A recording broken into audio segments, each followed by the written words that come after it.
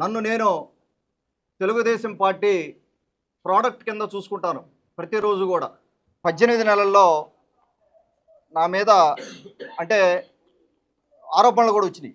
అంటే పనికిమాలిన baseless allegations కొంతమంది చేశారు. ఈ 18 నెలల్లో కూడా.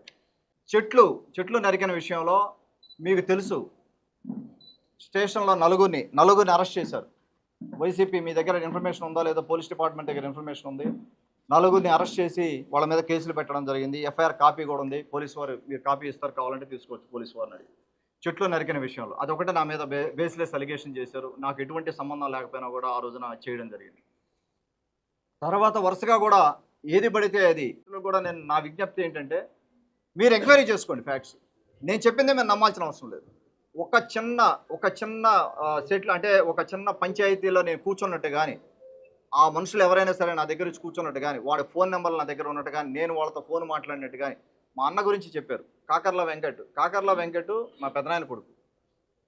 ఆయన 20 ఏళ్ళ నుంచి తెలుగుదేశం పార్టీకి సర్వీస్ చేస్తున్నారు. మన సోదర సమానులు మన రామకృష్ణ గారి దగ్గర మూడు ఎలక్షన్స్ చేశారు. మొన్న నాకు ఎలక్షన్లో హెల్ప్ చేశారు. ఒక మండలానికి ఇన్ఛార్జిగా ఉన్నారు. కుటుంబ సభ్యుడు ఎలక్షన్లో హెల్ప్ చేశాడు. తర్వాత ఒక 6 నెలలు అక్కడ ఉన్నారు. ఆయన మీద బురద జల్లారు. ఇప్పుడు ఇతను ఏదేదో మాట్లాడుతున్నాడు, ఆయన ఏదో చెప్పాడని. ఇప్పుడు ఒకరు కూర్చొని డిస్కస్ చేసుకుంటుంటారు. ఏదో సలహా ఎవరో ఒకరు ఇస్తుంటారు, అటు చేసుకో అంటే ఏమన్నా ట్రాన్సాక్షన్ ఏమైనా అయిందా? ల్యాండ్ ట్రాన్సాక్షన్ ఏమైనా అయిందా? ఏమన్నా ₹1 ట్రాన్సాక్షన్ అయిందా? నీ దగ్గర ఎవిడెన్స్ ఉందా? ఏముందని మాట్లాడుతున్నారు? నీ నోటికి వచ్చినట్టు నీ వెనకాల నిన్ను ప్రోత్సహిస్తున్నారని చెప్పి వెనకాల వాళ్ళకన్నా తెలివి ఉండాలి. కనీసం ఇది పనికిమాలింది సబ్జెక్ట్ పట్టుకొని దీన్ని ఏలాడుతున్నామని తెలియాలి. దీంట్లో ఏముందని. మర్డర్ జరిగిన దానికి కూడా వీళ్ళకే ఆపాదిస్తున్నారు. వాళ్ళు ఉన్నారు, వీళ్ళు ఉన్నారు. 5 కేసులు రిజిస్టర్ అయ్యి ఉన్నాయి. ఆ కేసులో నేను పోలీస్ డిపార్ట్మెంట్తో మాట్లాడితే 5 కేసులు రిజిస్టర్ అయ్యి ఉన్నాయి. 5 కేసులు అవతల సైడ్ అతని మీద రిజిస్టర్ అయ్యి ఉన్నాయి కేసులు. ఎక్కడ కూడా మనం ఏ కేసుల్లో కూడా ఫలాంది మనం ఇన్వాల్వ్ అయింది లేదు. పోలీస్ డిపార్ట్మెంట్కి ట్రాన్స్పరెంట్గా అక్కడ అన్యాయం జరిగింది, ఇబ్బంది జరిగింది అంటే కేసు పెట్టుకోమని చెప్తాం, కానీ ఎక్కడ కూడా మనం దాన్ని ఇన్ఫ్లుయెన్స్ చేసింది లేదు. నేను ఏ డిపార్ట్మెంట్ కానీ, ఏ రెవెన్యూ డిపార్ట్మెంట్ కానీ నేను ఇన్ఫ్లుయెన్స్ చేయలేదు. ఎక్కడ కూడా చిన్న ఎవిడెన్స్ కూడా లేదు. పూర్తిగా బేస్లెస్ అలిగేషన్స్ చేస్తూ ఉన్నాడు. ఈ విషయంలో పూర్తిగా బేస్లెస్ అలిగేషన్స్ చేసి ఒక రకంగా నా గౌరవాన్ని తగ్గించే కార్యక్రమం, అంటే ఏదో ఒకటి బురద పూసేస్తే ఈయన డిఫేమ్ అయిపోతాడు, ఈ టైప్లో ముందుకెళ్లే పరిస్థితి ఉంది. దీన్ని నేను తీవ్రంగా ఖండిస్తూ ఉన్నాను. పూర్తిగా కూడా నిరాధారమైన ఆరోపణలు చేస్తూ ముందుకెళ్తా ఉన్నా, తీవ్రంగా ఖండిస్తున్నాను. చట్టపరమైన చర్యలు ఏ అయితే బయట యూట్యూబ్ ఛానల్స్ ఎవరైతే చేశారో, ఇది ఇంతకుముందు బ్రాడ్కాస్ట్ చేశారో, ఆ 2 యూట్యూబ్ ఛానల్స్ మీద నిన్న సాక్షి పత్రిక కూడా నిన్న ప్రింట్ చేయడం జరిగింది. ఒకసారి చూస్తే సాక్షి పేపర్లో కూడా నిన్న వేశారు దీని గురించి. వారు కూడా వెరిఫై చేసుకుని వేయాల్సిన అవసరం ఉంది. ఏది పడితే అది రాసి దోచేస్తున్నాను రాశాడు. ఏం దోషం? నీ దగ్గర ఉందా ఇన్ఫర్మేషన్? ఒక పేపర్ పెట్టుకొని ఉన్నావు, ఒక పేపర్ పెట్టుకొని కనీసం చిన్న ఇన్ఫర్మేషన్ కూడా నీ దగ్గర లేదు, చిన్న ఎవిడెన్స్ కూడా నీ దగ్గర లేదు. ఏం దోస్తున్నావు? దోసుకోవడానికి నేను వచ్చింది అడిగి.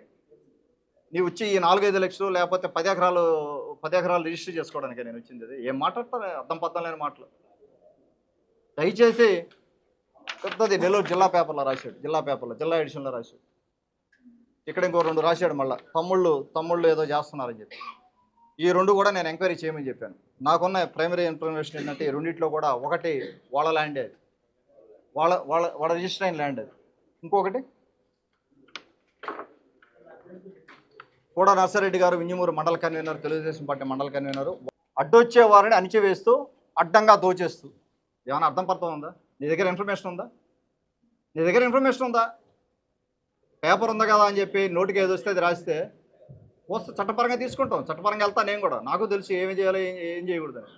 ఇన్ని రోజులు అవసరం లేదులే, ఏదో రాస్తుంటారులే, పట్టించుకోకూడదని చెప్పేవాళ్ళు నాకు. వీళ్ళు రాజకీయాల్లో ఎన్ని సహజమో మామూలుగా ఏదో రాస్తుంటారని. ఇది మరీ దారుణంగా. ఇది ఏదా హెడ్డింగ్ ఏంటి? అడ్డొచ్చే వారిని అణిచివేస్తూ అడ్డంగా దోచేస్తూ.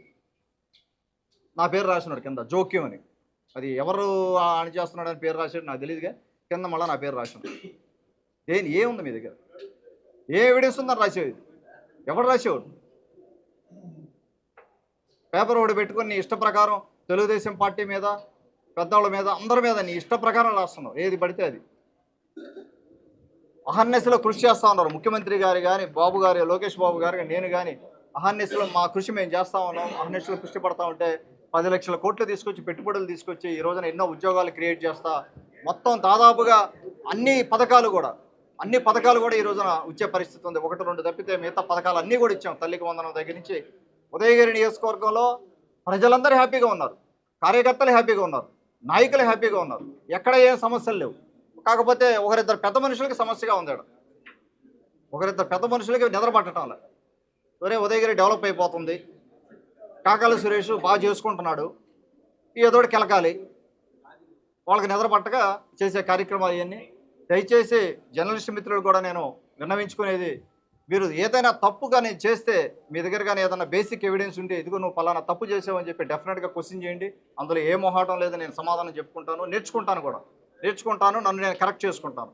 లేదు నా దగ్గర ఎవరైనా ఉన్నవాళ్ళు తప్పు చేసినా కూడా దయచేసి నా దృష్టికి తీసుకురండి. నేను మన ప్రజలు కూడా చెప్పాను, నేను గల్లా పట్టి నా దగ్గర తీసుకురండి అని చెప్పి. ఎక్కడా కూడా లెక్కర కానీ రైస్ కానీ గ్రావెల్ కానీ ఎక్కడ కూడా నేను ఇన్వాల్వ్ అయిందే లేదు. ఎక్కడ ఏ చిన్న పాయింట్లో కూడా ఇన్వాల్వ్ అయిందే లేదు. ఇంతకుముందు నా మీద రాశారు శాండ్ దోపిడీ చేస్తున్నాం, శాండ్ మాఫియా అని చెప్పి. అసలు ఉదయగిరిలో శాండే లేదు. ఏది పడితే అది రాశారు. యూట్యూబ్ ఛానల్స్, పక్క యూట్యూబ్ ఛానల్స్, 2-3 యూట్యూబ్ ఛానల్స్ ఎట్ట పడితే అట్ట శాండ్ రీచ్లు లేవు, అసలు శాండే లేదు, ఎట్ట పడితే అట్ట రాశారు. ఎక్కడ ఎవరో 4 చెట్లు కొట్టుకుంటే దాన్ని గందరగోళం చేసి నానా రచ్చా చేసి దీని వెనకాల ఇదే పెద్ద ఇల్లే, ఈ బ్యాచ్ మొత్తం బచ్చా బ్లాక్మెయిలర్ ఒకడు ఉన్నాడు, వాడికి అదే పని. ఇంకా వాడిని దయచేసి మీరు ఎందుకు ఎంటర్టైన్ చేయాలి? ఎవరు కూడా దయచేసి ఫ్యాక్ట్స్ తీసుకోండి, అడగండి, క్వశ్చన్ చేయండి. మీకు అధికారం ఉంది, జర్నలిస్ట్ మిత్రులుగా జర్నలిజంకి అధికారం ఉంది. మీరు ఖచ్చితంగా నన్ను క్వశ్చన్ చేయండి. తప్పు చేస్తే నేను సమాధానం చెప్పడానికి ఎప్పుడైనా రెడీగా ఉంటాను. దయచేసి రాబోయే రోజుల్లో కూడా మీ సహకారం కూడా కావాలి నాకు. ఉదయగిరి నియోజకవర్గం ఇక్కడ ఉన్న జర్నలిస్ట్ మిత్రులు కూడా చాలామంది కూడా ఉదయగిరి నియోజకవర్గంతో అనుబంధం ఉంది. అక్కడ ఉన్న పరిస్థితులను బట్టి కూడా అనుబంధం ఉంది. అక్కడ అవగాహన ఉంది, సమస్యల మీద అవగాహన ఉంది.